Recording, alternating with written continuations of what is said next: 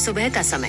एक बिल्ली गली में घूम रही है। पेट से आवाज आ रही है। दूसरी तरफ एक बंदर छत पर बैठा है। उसके हाथ में सूखा बिस्किट है। बिल्ली ऊपर देखती है, आंखों में भूख। बंदर बिस्किट खाने लगता है। बिस्किट का एक टुकड़ा नीचे गिर जाता है। बिल्ली जल्दी से टुकड़ा उठाती है पर रुक जाती है। बिल्ली बिस्किट का आधा हिस्सा वापस बंदर की तरफ उछाल देती है। बंदर हैरान होकर मुस्कुराता है, नीचे उतर आता है। दोनों साथ बैठकर खाते हैं।